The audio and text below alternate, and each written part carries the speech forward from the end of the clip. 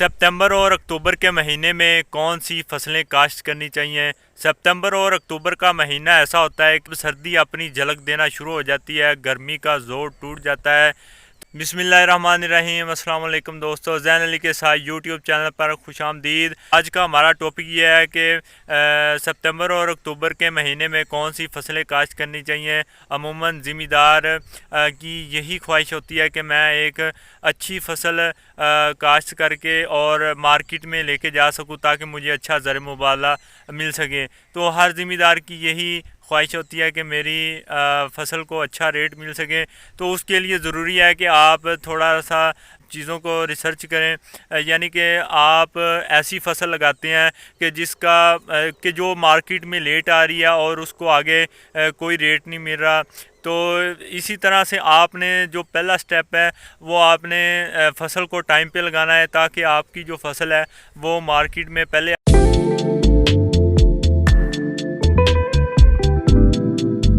आ सके और अच्छा ज़र मुबाला मिल सके। इसी तरह से आप दूसरी बात यह है कि फसल का रेट जो है वो आपके नसीब होते हैं कि कितना आपको मिलता है, लेकिन जो आपके बस में है वो आपने ये काम ज़रूर करना है कि फ़सल को टाइम पे ज़रूर काश्त करना है ताकि आपकी मार्केट में पहले आ सकें। तीसरी चीज़ ये होती है कि बाहरले मुल्कों से लेन देन होना शुरू हो जाए, इसी तरह से सब्ज़ियां बाहर जाना शुरू हो जाती हैं, तो इसी तरह से फिर सब्ज़ी का रेट बन जाता है। पिछले साल की बात है। तरह से मेरा एक दोस्त था, उसने टमाटर लगा लिया तो उसने 1 एकड़ से 20 से 24 लाख कमाया। तो ये होती है नसीब की बात, यानी कि नसीब आपके लकी हों तो आपकी अच्छा ज़र मुबाला आपको मिल सकता है। इसी तरह से आपने थोड़ी सी रिसर्च ज़रूर करनी है। इसके बाद सितंबर और अक्टूबर के महीने में हमारे पास दो ऑप्शन आ जाते हैं, यानी कि एक सितंबर और अक्टूबर के महीने में आप कोई लंबी सब्जियों की काश्त कर लें, जिस तरह से आलू हो गया, प्याज हो गया और गंदम होगी। और दूसरी तरफ आपके पास ऑप्शन आ जाता है कि आप टर्न फार्मिंग कर लें। टर्न फार्मिंग के अंदर सितंबर के महीने में हमारे पास खीरा जो है ना वो बेस्ट ऑप्शन होती है, क्योंकि सितंबर के महीने में खीरे की काश्त ज़रूर करनी चाहिए। इसके बाद हमारे पास टिशू के अंदर टिंडी की काश्त हो रही होती है, तो वो बांस के स्ट्रक्चर पे आप लगा सकते हैं। तो ये चीज़ें आपको ज़रूर फ़ायदा दे सकती हैं, क्योंकि आप अगर टाइम पे चीज़ों को लगाते हैं और मार्केट में लेके आते हैं तो अच्छा आपको ज़र मुबाला मिल सकता है। इसी तरह से जो शिमला मिर्च है वो आपने पनीरी उसकी काश्त शुरू कर देनी है सितंबर के महीने में। इसी तरह आपकी पनीरी बीज जो जितना सितंबर के महीने में रहेगा उतनी आपकी फसल पहले टाइम पे आ जाएगी।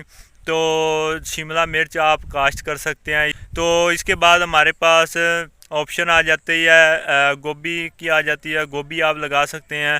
तो गोभी ये 3 माह की वैरायटी होती है, तो आप गोभी लगा कर भी अभी गोभी की काश्त भी शुरू है। तो वो आपने सितंबर से लेकर 1 सितंबर से लेकर 15-20 सितंबर तक इसकी काश्त चलती है। अमूमन पूरा सितंबर ही इसकी काश्त चलती रहती है। तो आपने गोभी भी आप लगा सकते हैं, इस पे भी आपको अच्छा रिज़ल्ट मिल सकता है। जो कम ज़मीनों वाले ज़िम्मेदार हैं उनको टर्म फार्मिंग अगर करेंगे तो अच्छा, यानी कि ज़र मुबाला कर सकते हैं, लेकिन इस पे जो खर्चा है वो ठीक ठाक आ जाता है। इस पर जो तो ये जो एंटी इंसेक्ट नेट है इस पर आप 3 फसलें ले सकते हैं। 2 बार इस पर खीरा काश्त कर सकते हैं। एक अगस्त के महीने में इस पर खीरा काश्त हो जाएगा, दूसरी बार इसमें फरवरी के महीने पर में काश्त हो जाएगा। और जिस तरह से ये करेला लगा हुआ है तो ये करेला मैंने जुलाई के महीने में काश्त किया था। इस तरह आप 3 फसलें इससे ले सकते हैं। तो एक यानी कि टिशू होता है, तो टिशू पर आप टर्न फार्मिंग करते हैं तो टिशू की जगह आप अगर एंटी इंसेक्ट नेट लगाएंगे तो ये उससे अच्छा रहेगा। यानी कि टिशू भी अपनी जगह पर अच्छा होता है, लेकिन वो ज़्यादा का जो हालात होता है वो थोड़ा सा नाजुक सूरत हाल में होता है, क्योंकि उस पर एक बारिश पड़ने से वो ख़राब हो जाता है। तो ये जो एंटी इंसेक्ट नेट है इस पर बारिश हो जाए या फिर आंधी वगैरह आ जाए तो इसको फ़र्क वगैरह नहीं पड़ता है। तो टिशू की जगह पर आप अगर एंटी इंसेक्ट नेट लगाते हैं तो ये अच्छा रहेगा, क्योंकि ये आपको 50,000 का एक रोल मिल जाएगा मार्केट से। तो ये मार्केट में दस्तयाब है, तो आप ये लेकर आप अपनी फसल पर लगा सकते हैं। इससे आप अच्छा पैसा कमा सकते हैं। कम ज़मीनों वाले ज़िम्मेदार के लिए बहुत ही ज़रूरी है कि वो टर्म फार्मिंग करे, क्योंकि मैं इस पर रिज़ल्ट निकाल चुका हूँ। टर्म फार्मिंग पर ख़र्चा ज़रूर आता है, लेकिन इससे आप अच्छा पैसा कमा सकते हैं। तो एक बार इस पर ख़र्चा करने की ज़रूरत होती है और उसके बाद आप इस पर अच्छा पैसा कमा सकते हैं। इसके बाद हमारे पास अक्टूबर के महीने में आ जाता है, साग की काश्त हो जाती है। इसके बाद मूली हो जाती है और पालक की काश्त हो जाती है। तो ये भी अच्छी आपको इनकम दे जाती हैं। ये भी बहुत अच्छी फसलें हैं। अगर आप पालक टाइम पे लगाते हैं तो पालक से आप अच्छा पैसा कमा सकते हैं। इस तरह मूली है, मूली से भी आप कमा सकते हैं। तो साग की काश्त आ जाती है। तो इसके बाद आलू की जो काश्त है वो एक बड़े पैमाने पर हो रही होती है। तो आलू जो है वो भी आप लगाकर बहुत ही अच्छा पैसा कमा सकते हैं।